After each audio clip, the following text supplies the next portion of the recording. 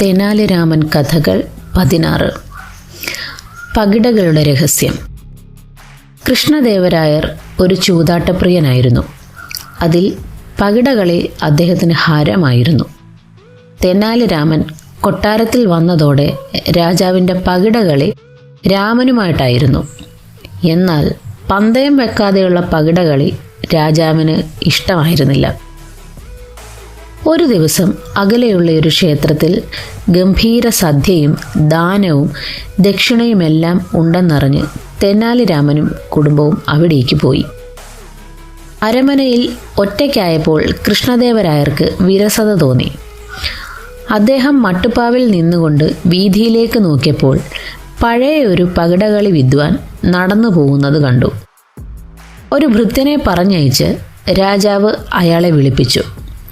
അയാൾ നുണയനും തർക്കിക്കുന്നവനും തട്ടിപ്പുകാരനുമാണെന്ന് രാജാവിന് അറിയാമായിരുന്നു. എങ്കിലും വിരസതയകറ്റുന്നതിന് ഒരാൾ വേണമല്ലോ. കളം വരച്ച് പകിടയുരുട്ടി ഇരുവരും വാശിയോടെ കളിക്കുവാൻ തുടങ്ങി. എന്നാൽ ഒരു തവണ പോലും ഭാഗ്യം മഹാരാജാവിനെ തുണച്ചില്ല. പകിടകളി വിദ്വാൻ എപ്പോഴും ജയിച്ചുകൊണ്ടിരുന്നു. അയാൾക്ക് വേണ്ടുന്ന അക്കങ്ങളെല്ലാം പകിടകളിൽ ഉരുണ്ടു തെളിഞ്ഞു വന്നു. മഹാരാജാവിന് ധാരാളം പണം നഷ്ടമായി. പണത്തേക്കാൾ ഉപരി അദ്ദേഹത്തെ മതിച്ചത് ഒരിക്കൽ പോലും തനിക്ക് ജയിക്കുവാൻ കഴിഞ്ഞില്ലല്ലോ എന്ന വ്യഥയായിരുന്നു. അയാൾക്ക് വേണ്ടുന്ന അക്കങ്ങളും പറയുന്ന അക്കങ്ങളും എപ്രകാരമാണ് പകിടകളിൽ തെളിഞ്ഞു വരുന്നത്? ഉരുണ്ടു നീങ്ങുന്ന പകിടകൾ അയാളുടെ ചൊൽപ്പടിക്ക് അനുസരണയോടെ നിൽക്കുന്നതായിട്ടാണ് തോന്നിക്കുന്നത്. ഇങ്ങനെ ഓരോന്ന് ചിന്തിച്ച് മഹാരാജാവ് വ്യാകുലപ്പെട്ട് നിൽക്കുമ്പോഴാണ് തെനാലി രാമൻ അവിടേക്ക് കടന്നു വന്നത്. ഹാവൂ, എന്താ മാമ്പഴപ്പുളിശ്ശേരിയുടെ ഒരു സ്വാദ്! പാൽപ്പായസത്തിൻ്റെ രുചിയും മണവും ഇപ്പോഴും നാവിൻ തുമ്പത്ത് തങ്ങി നിൽക്കുന്നു. ദാനം കിട്ടിയ മുണ്ടിൻ്റെ കരയും ഇഴയും അത്രയ്ക്കങ്ങ് നന്നല്ല. പിന്നെ ദക്ഷിണയുടെ കാര്യത്തിലും വല്ലാത്ത പിശുക്കാണ് കാട്ടിയത്.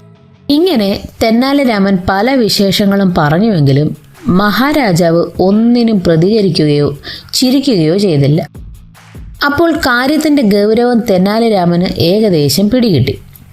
പകിടകളിയിൽ തോറ്റുപോയാൽ മഹാരാജാവിൻ്റെ പ്രകൃതം ഇങ്ങനെയാണ്. വലിയൊരു യുദ്ധത്തിൽ പരാജയപ്പെട്ടു പോയതുപോലെ ആയിരിക്കും അദ്ദേഹത്തിൻ്റെ മട്ടും ഭാവവും. മഹാരാജാവിൻ്റെ മുഖം കണ്ടിട്ട് ധാരാളം പണം പകിടകളിൽ നഷ്ടപ്പെട്ടു പോയതായി തോന്നുന്നുണ്ടല്ലോ. രാമൻ അനുനയത്തിൽ ചോദിച്ചു. ധനനഷ്ടമല്ല നമ്മുടെ മനപ്രയാസത്തിന് കാരണം. ഒരു പ്രാവശ്യം പോലും കളിയിൽ ജയിക്കുവാൻ കഴിഞ്ഞില്ലല്ലോ എന്ന നാണക്കേടാണ്. ചൂതുകളിയല്ലേ തിരുമനസേ, ജയവും തോൽവിയും സഹജമാണല്ലോ. അതല്ല രാമ കാരണം. അനുസരണയുള്ള ഒരു ഭൃത്യനെ പോലെയാണ് ഉരുളുന്ന പകിടകൾ ആ ശാരംഗനോട് കൂറു പുലർത്തുന്നത്. ഓഹോ, ശാരംഗനായിരുന്നോ അങ്ങയുടെ ഇന്നത്തെ കളിക്കൂട്ടുകാരൻ? അതെ, ചൂതുകളിയിൽ അവൻ ശകുനിയാണ് തിരുമേനി. നെറികെട്ട അവനുമായി അവിടുന്ന് പകിട കളിക്കരുതെന്ന് അടിയൻ പറഞ്ഞിരുന്നതല്ലേ. വിരസത തോന്നിയപ്പോൾ അങ്ങനെ സംഭവിച്ചു പോയി.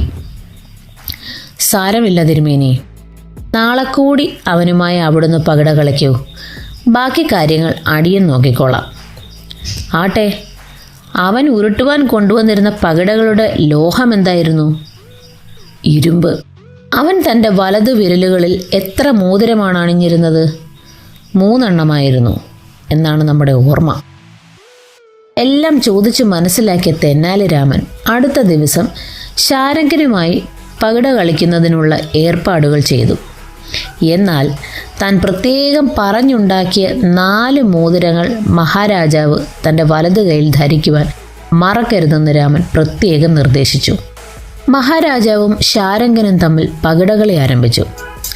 അന്ന് ശാരംഗൻ നിർദ്ദേശിച്ച അക്കങ്ങളൊന്നും പകിടകളിയിൽ വീഴുകയുണ്ടായില്ല. അയാൾക്ക് നിരാശ തോന്നി. എങ്കിലും വാശിയോടെ അയാൾ കളി തുടർന്നു.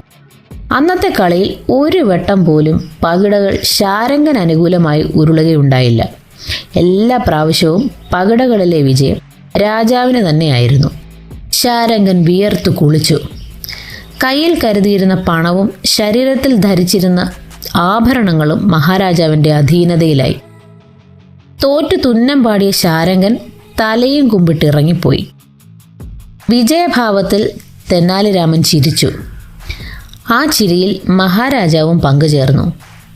രാമ, ശാരംഗനെ തോൽപ്പിക്കുവാൻ എന്തു തന്ത്രമാണ് പ്രയോഗിച്ചത്? തിരുമനസേ, പകിടകൾ എന്ത് ലോഹം കൊണ്ടാണ് നിർമ്മിച്ചിരിക്കുന്നത്?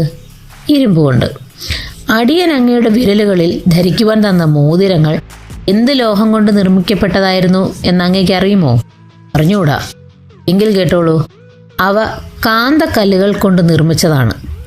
അപ്പോൾ ഇരുമ്പ് കൊണ്ടുണ്ടാക്കപ്പെട്ട പകിടകളെ വരച്ച വരയിൽ നിർത്തുന്നതിനുള്ള സൂത്രമാണ് കാന്തമോതിരങ്ങൾ. രാമ, നിന്റെ സൂത്രം അത്ഭുതം തന്നെ. ഇതാ, ഇന്നു നാം ശാരംഗനെ ജയിച്ചു നേടിയ ധനമെല്ലാം നിനക്കുള്ളതാണ്. തെന്നാലിരാമനെ പ്രശംസിച്ച രാജാവ് ആ ധനമെല്ലാം രാമന് സമ്മാനമായി കൊടുത്തു.